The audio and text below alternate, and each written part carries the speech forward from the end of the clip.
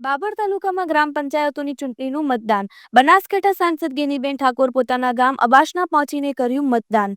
ગેનીબેન ઠાકોર દ્વારા સબસમાન મતદારોને લાઇનમાં ઊભા રહીને કર્યું ગેનીબેન ઠાકોરે મતદાન. ભાઈચારાની તેમજ સમરસ ભાવથી સરપંચના ઉમેદવારોએ ચૂંટણી લડવી જોઈએ અને ગામના વિકાસમાં સહભાગી તેમજ સહયોગી બનવું જોઈએ. સવારથી જ વરસાદી માહોલ વચ્ચે બાબર તાલુકાની ગ્રામ પંચાયતોની ચૂંટણીમાં મતદારોની સવારથી લાઈનો જોવા મળી. બાબર તાલુકાની 16 ગ્રામ પંચાયતનું આજે મતદાન યોજાવા જઈ રહ્યું છે. બાબર તાલુકાની કુલ 23 ગ્રામ પંચાયતની ચૂંટણીમાં 7 ગ્રામ પંચાયતો બિનહરીફ થઈ હતી. આજ રોજ બાબર તાલુકાની 16 ગ્રામ પંચાયતનું મતદાન યોજાઈ રહ્યું છે, જેમાં બનાસકાંઠા સાંસદ ગેનીબેન ઠાકોર પોતાના ગામ અબાસના ગામે મતદાન કર્યું હતું. લોકોમાં ભારે ઉત્સુકતા સાથે મતદાન યોજાઈ રહ્યું છે. અબાસના મુકામે પોલીસ કાફલા સાથે શાંતિમય વાતાવરણમાં મતદાન યોજાઈ રહ્યું છે. મતદારો સવારથી જ ચાલુ વરસાદમાં મતદાન કરવા માટે આવી રહ્યા છે અને મોટી મોટી કતારો જોવા મળી રહી છે. સમગ્ર રાજ્યમાં પંચાયતી રાજની ગ્રામ પંચાયતોની 7,500થી વધારે બીજા તબક્કાની ચૂંટણીઓ યોજાઈ રહી છે, ત્યારે સમગ્ર રાજ્યમાં 600થી વધારે પંચાયતો બિનહરીફ થઈ છે. એની સાથે 79 જેટલી પંચાયતો બનાસકાંઠાની અંદર પણ સમરસ થઈ છે. આ તમામ સમરસ પંચાયતોને, સરપંચોને, ગામના મતદારોને અભિનંદન આપું છું.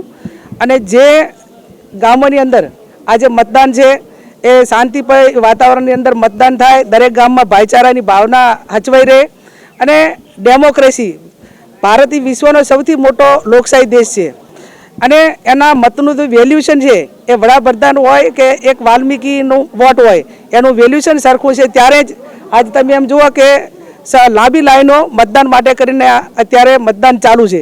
એટલે સૌ મતદારોને પણ હું અભિનંદન આપું છું કે એમણે ડેમોક્રેસી, લોકશાહીમાં પોતાનો મતાધિકારનો ઉપયોગ કરીને પોતાને ગમતા સરપંચને ચૂંટવા માટેનો જે બંધારણીય હક મળ્યો છે એનો પૂરેપૂરો ઉપયોગ કરી રહ્યા છે.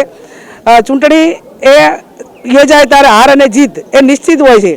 જે સરપંચ જીતે એ તમામ ગામ લોકોને સાથે રાખીને ગામનો વિકાસ કરે અને જેને પરિણામ નથી આવ્યું એ બીજી વખત પ્રયત્ન કરે, પણ એક સમરસતાનો ભાવ અને ગામની અંદર ભાઈચારાની ભાવના હચવાઈ રહે એવી હું તમામ મતદારોને અને સૌ એમના ટેકેદારોને, ઉમેદવારોને એમની પાસે અપેક્ષા રાખું છું, એમને વિનંતી કરું છું. આ કાયદો વ્યવસ્થા પૂરેપૂરું જળવાય અને ચૂંટણી પત્યા પછી કોને આપ્યો ને કોને ના આપ્યો એ કોઈ હિસાબોમાં ના પડે, લોકશાહીને ટકાવવા માટેનું કામ કરે. લોકશાહી એ સર્વોપરી લોકશાહી છે અને જેને મતદાનનો પૂરેપૂરો ઉપયોગ કર્યો છે એ મતદારોને પણ અભિનંદન આપીએ કે એમણે કમસે કમ પોતાને જે મતાધિકાર મળ્યો છે એનો પૂરેપૂરો ઉપયોગ કર્યો છે.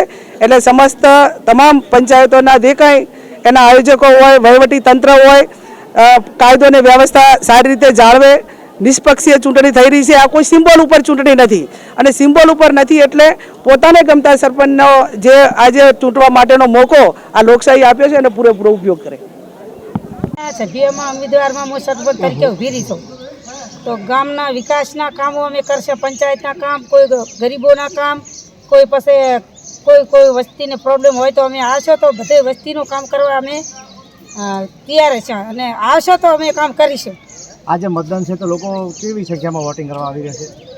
જબર વોટિંગ વસ્તી કરી રહ્યા છે અને હવના કિસ્મત આગળ. અબાસણા ગામમાં કેટલા સરપંચના ઉમેદવાર છે? અબાસના ગામમાં સરપંચમાં 3 ઉમેદવાર આગળ છે. 3 ઉમેદવાર કોમ ભર્યા હતા. આપનું નામ? મારું નામ હેમાબેન માનસંગજી ઠાકોર, અબાસણા. ઓકે. ચૂંટણી બાબતે આજે અબાસણા ગામ પંચાયતની ચૂંટણી છે. મારે ઘરેથી ઉમેદવારી નોંધાઈ છે. 3 ઉમેદવાર છે અબાસણા ગામ પંચાયતમાં. ચૂંટણી સારી રીતે શાંતિસર લડાઈ છે. આપણે 100% વિજય બનશે. ગામ લોકોને આપ માથે વિશ્વાસ મળ્યો છે અને 100% વિજય થાય છે અને આપણે જીતશું એટલે સારા કામ ગામના વિકાસ માટે કરીશું.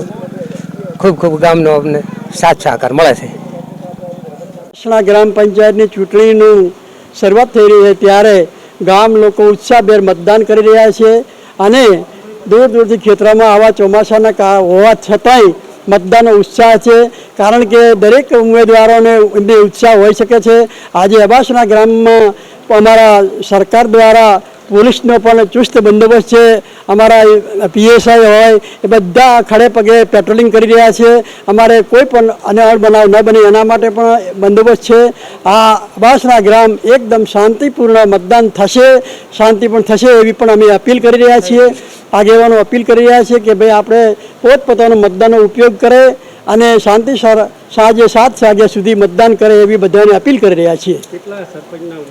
આજે અમારા 3 ઉમેદવારો છે અને આજે એમનું સાંજે ભાવિ નક્કી થશે એમનું 3 ઉમેદવારોનું. મારું નામ ભુરાજી ઠાકોર, પૂર્વ જિલ્લા પંચાયત સદસ્ય.